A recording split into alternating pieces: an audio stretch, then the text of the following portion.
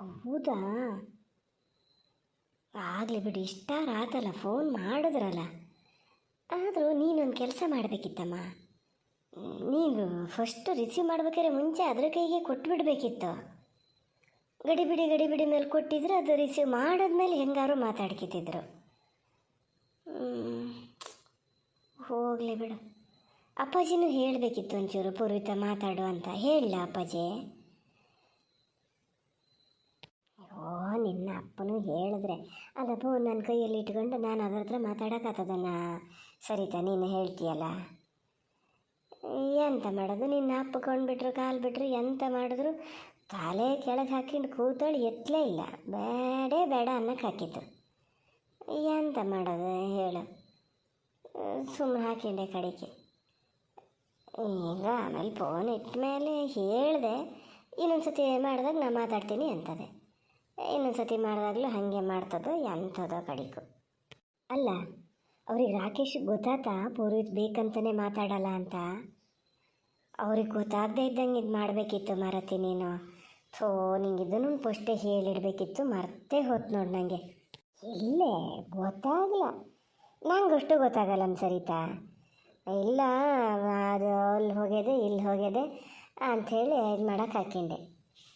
ನಾನು ತೋರಿಸ್ಕಿಂಡ್ಲೇ ಇಲ್ಲ. ಹ್ಞೂ ಅಂತ ಎಂಥದ್ದು ಹೇಳಲ್ಲ. ನಿನ್ನ ಅಪ್ಪನೇ ಸನ್ನೆ ಮಾಡಿ ಹೇಳ್ತಾಯಿದ್ರು, ಮಾತಾಡು ಅಂತ. ಗೊತ್ತಾಗಲ್ಲ ಅಂತ ಮಾಡ್ಕೊಂಡೀನಿ. ಇನ್ನು ಎಂಥದ ಇದು ಹಿಂಗೆ ಸಿಟ್ಕೊಂಡದೆ ಅಂತ ಗೊತ್ತಲ್ಲ, ಬೇಕಂತಾನೆ ಏನು ಮಾಡಿದೆ ಅಂದ್ಕೊಂಡು ಅಡ್ಡಿಲ್ಲ. ಒಂದು ಫೋನ್ ಒಂದು ಮಾಡಿದ್ನಲ್ಲ, ಒಂಥರ ಬೇಜಾರಲ್ಲಿತ್ತು. ಧ್ವನಿ ನೋಡಿದ್ರೆ ಬೇಜಾರಲ್ಲಿ ಅದನ್ನೇ ಅಂತ ಗೊತ್ತಾಗ್ತಿತ್ತು. ಏನೋ ನೋಡು, ಅಲ್ಲೇ ಇದ್ರ ದೇವಸ್ಥಾನಕ್ಕೊಂದು ಪೂಜೆ ಹೇಳ್ಕೊಂಡೀನಿ. ನೋಡ್ಬೇಕು, ಹೋಗೋರೊಳಗೆ ಒಂದು ಪೂಜೆ ಮಾಡಿದೆ ಕಳಿಸ್ತೀನಿ. ಮೊನ್ನೆ ಅಲ್ಲಿ ದೈಸ್ರ ಹತ್ರ ಕೇಳಿಸ್ದೆ, ಒಂದು ಸುಬ್ರಹ್ಮಣ್ಯಕ್ಕೆ ಹೋಗಿ ಒಂದು ಪೂಜೆ ಮಾಡಿಸ್ಕೊಂಡು ಬಲ್ಲಿ. ನಾಗರ ದೋಸಕ್ಕೆ ಹಿಂಗಾಕದು ನಿಮ್ಮ ಮನೇಲಿ ಎಲ್ಲರಿಗೂ ಅಂತಾರೆ. ನೀವು ಹೇಳೋದಕ್ಕೂ ನನ್ನಷ್ಟೊದ್ದಕ್ಕೂ ಬರ್ತೀರಿ. ಒಂದು ಸತಿ ಎಲ್ಲ ನೀವು ಗಂಡ ಹೆಂಡ್ತಿ, ಅವ್ರ ಗಂಡ ಹೆಂಡ್ತಿ ನಾವು ಎಲ್ಲರೂ ಹೋಗಿ ಬಂದಿದ್ರೆ ಎಂತಕ್ಕೂ ನಿಂಗೆ ಹಿಂಗಾಗಿದೆ ನೋಡು. ಅದೇನು ನನಗೆ ಇಲ್ಲ, ನೀನು ಬರೋಂಗಿಲ್ಲ. ಇನ್ನು ಅವರಿಬ್ಬರೇ ಗಂಡ ಹೆಂಡ್ತಿನ ಕರ್ಕೊಂಡು ಹೋದ್ರೆ ಆತಿತ್ತೇನು. ನಿನ್ನ ಅಪ್ಪಾಜಿ ಹತ್ರನೇ ಹೇಳ್ತೀನಿ ನೋಡೋಣ. ಅಮ್ಮ ನಿಂಗೆ ಹೇಳಿದ್ರೆ ಬೇಜಾರಾಗ್ತದೆ ಅಂತ ನಾಗರ ಪೂಜೆನೇ ಮನೆಯಲ್ಲೇ ಮಾಡಿಸಾತಲ್ಲ. ಇರಲಿ ಬಿಡು, ದೇವ್ರ ಪೂಜೆ ಏನು ಬೇಡ ಅಂತ ಹೇಳಲ್ಲ ನಾನು. ದೇವ್ರ ಪೂಜೆ ಮಾಡ್ಬೋದಾ?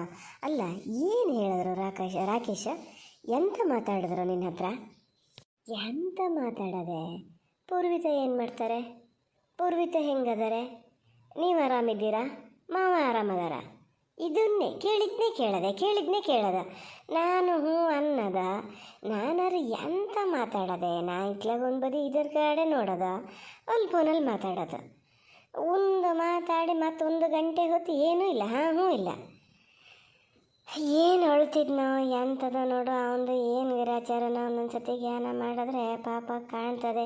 ನೀ ಹೇಳಿದ್ದೆ ಸಾಮಾನ್ಯ ಬಂದು ಕೂಡಲೇ ಇದ್ರೆ ನಾವು ಅವನಿಗೆ ಬೈದಿದ್ದೇ ತಪ್ಪಾಗಿ ಹೋಯ್ತು. ಹಾಗಾಗಿ ಇದು ಅಕ್ಕಿ ಕೂತದೆ. ಎಂತ ಮಾಡ್ತೀವಿ ಹೇಳು?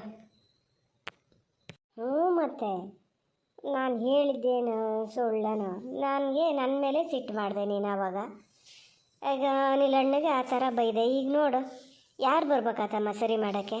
ಅವ್ರು ಇಲ್ದಿದ್ರೆ ಇದು ಖಂಡಿತ ಸರಿ ಆಗ್ತಿರಲ್ಲ, ಗೊತ್ತಾ?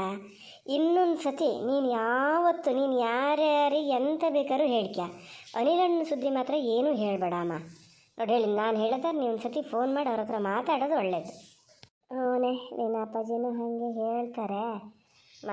ಮಾತಾಡ್ತೀನಿ, ಬೇಕಾದ್ರೆ ಫೋನ್ ಮಾಡೋದಾರು ಮಾಡು.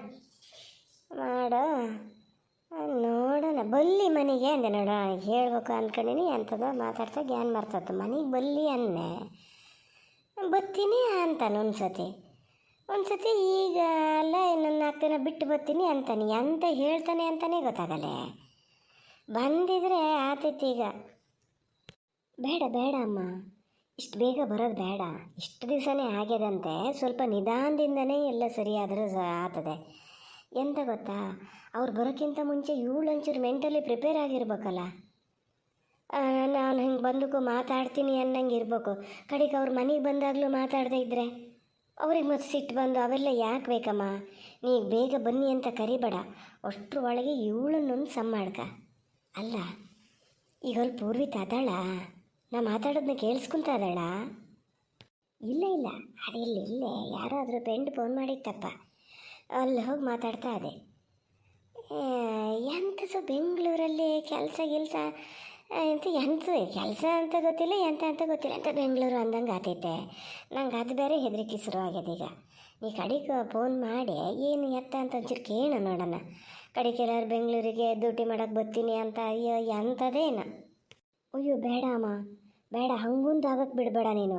ಮತ್ತು ಇವಳೇನಾರು ಆ ಕಡೆ ಬೆಂಗಳೂರು ಕಡೆ ಹೋದ್ಲು ಅಂದ್ರೆ ಅದು ಮುಗ್ದೇ ಹೋಗ್ತದೆ. ಅವರಿಬ್ಬರು ಸಂಬಂಧ ಮತ್ತೆ ಒಂದು ಆಗದೇ ಇಲ್ಲೇನು. ಹೆಂಗಾರು ಮಾಡೋ ಒಂದು ತಿಂಗಳಿಲ್ಲೇ ಇಟ್ಕೊ. ಅಷ್ಟರ ಒಳಗೆ ರಾಕೇಶ್ ಒಂದು ಮನೆಗೆ ಬರೋಂಗೆ ಆಗಲಿ. ಬಂದು ವಾಪಸ್ ಅವಳು ಹೋಗ್ತಾಳಲ್ಲ ಮನೆಗೆ, ಅವಾಗ ನಾನು ಹೋಗ್ತೀನಿ ಅವಳ ಜೊತೆ ಇರ್ತೀನಿ. 1-2 ದಿನ ಅಲ್ಲೇ ಇರ್ತೀನಿ. ಅಷ್ಟಕ್ಕೊಂದು ದಾರಿ ಮಾಡ್ಬೇಕು ನಾವೀಗ. ನೀನು ಎಷ್ಟೊತ್ತಿಗೂ ಹಿಂಗೆ ಹೇಳ್ತೀರಮ್ಮ, ಬೇಜಾರು ಮಾಡ್ಕೊಂಡು. ನಂಗೆ ಹೇಳ್ತಿದ್ದಲ್ಲ ಹಾಗೆ ಹೇಳ್ತಿದ್ದೀನಿ, ಬಿಡ್ತೀನಿ ಅಂತ ಮಾಡ್ದ ಸರಿತಾ. ನೋಡು ಈಗ ಅದರದೊಂದು ಬಾಣ್ತನ ಅಂತೇಳಿ ನಂಗೆ ಅದನ್ನೇ ತಲೆ ಕೆಡಿಸ್ಕೋಬೇಕಿತ್ತು. ಬಂದಾಗ ಅದಕ್ಕೆ ಏನೋ ಮಾಡಲ ಅಂತೇಳಲ್ಲ, ಮಾಡಲು ಇಲ್ಲ ಬಿಡು.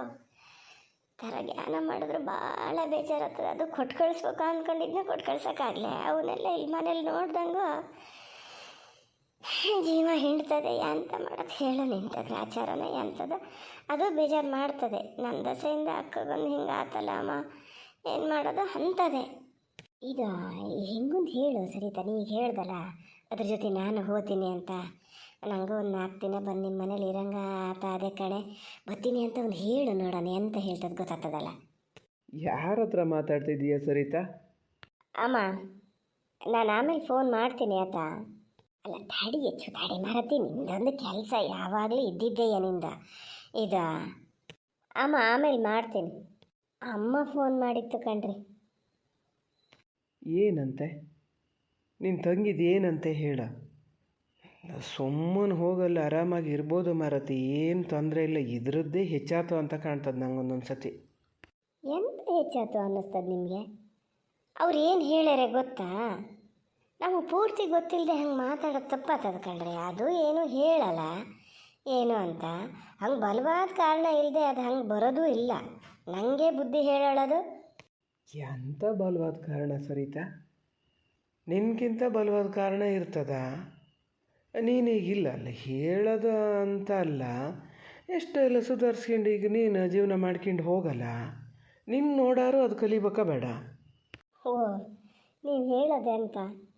ನಾನು ಸುಧಾರಿಸ್ಕೊಂಡು ಹೋಗ್ತಾ ಇದ್ದೀನಿ, ಹಾಗಾಗಿ ಯಾರು ಹೆಣ್ಮಕ್ಳು ಹಿಂಗಿದ್ಯಾ ಅಂತ ಸಮಸ್ಯೆ ಬಂದರೂ ಸುಧಾರಿಸ್ಕೊಂಡು ಹೋಗಿಬಿಡ್ಬೇಕು ಅಂತ.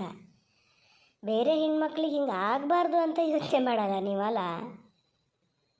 ನಾನು ಸಹಿಸ್ಕೊಂಡು ಹೋದೆ ಅಂಥೇಳಿ ಎಲ್ಲರೂ ಸಹಿಸ್ಕೊಂಡು ಹೋಗ್ಬೇಕು ಅಂತ ಇಲ್ಲ, ಹೋಗಲೂಬಾರ್ದು. ಲೆಕ್ಕ ಅಂದರೆ ನನ್ನ ತಪ್ಪು ಅಂತ ನಂಗೆ ಅನ್ನಿಸ್ತಾ ಇದೆ ಈಗ. ಬೇಡ ಬೇಡ ಮಾರತಿ, ಅದೊಂದು ವಾದ ಶುರುವಾಗೋದು ಬೇಡ. ನಾನು ಅಲ್ಲಿ ಎಂಥದ್ದೋ ನೆನಪಿಗೆ ಬಂತು, ಹೇಳೋಣ ಅಂತ ಬಂದೆ. ನೀನು ಈಗ ವಾದ ಮಾಡ್ತಿರೋದು ನೋಡು, ನಾನು ಹೇಳೋದೇ ಬೇಡನ ಅಂತ ಕಾಣ್ತದೆ. ಎಂತ ಎಂತ ಹೇಳಕ್ಕೆ ಬಂದ್ರಿ? ಹೇಳಿ ಅದರಲ್ಲೇನೀಗ. ಹ್ಯಾಪಿ ವುಮೆನ್ಸ್ ಡೇ ಹೇಳೋಣ ಅಂತ ಬಂದೆ ಅಷ್ಟೇ. ಹೇಳೋಣ ಅಂತ ಬಂದೆ ಅನ್ನೋದಕ್ಕಿಂತ ಹ್ಯಾಪಿ ವುಮೆನ್ಸ್ ಡೇ ಅಂದಿದ್ರೆ ಸಾಕಿತ್ತಿರಲಿ. Thank you.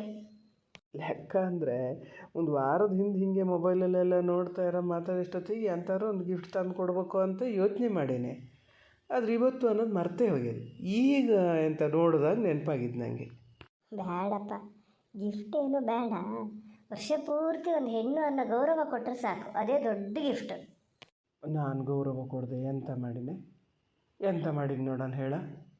ಬೇಡ ಬಿಡಿ, ಮತ್ತು ಅದಕ್ಕಾಗೊಂದು ಚರ್ಚೆ ಆಗೋದು ಎಂತಕ್ಕೀಗ. ನಿಮ್ಮ ಅಮ್ಮಗೂ ವಿಶ್ ಮಾಡಬೇಕಿತ್ತು. ಇಲ್ಲಪ್ಪ, ಇದೆಲ್ಲ ಎಲ್ಲ ಅರ್ಥ ಆಗ್ತದೆ ಅದಕ್ಕೆ. ಯಾಕೆ ಅರ್ಥ ಆಗಲ್ಲ?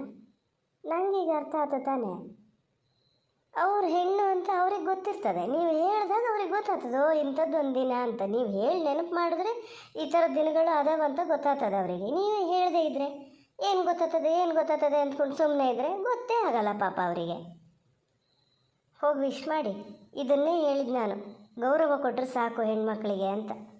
ನನಗಾಗಲಿ ಅಮ್ಮಗಾಗಲಿ ಯಾರಿಗಾರು ಹೋಗಿ ವಿಶ್ ಮಾಡಿ, ಅವರಿಗೂ ವಿಶ್ ಮಾಡಿ. ಖುಷಿ ಆಗ್ತದೆ ಕಣ್ರಿ ಅವರಿಗೆ.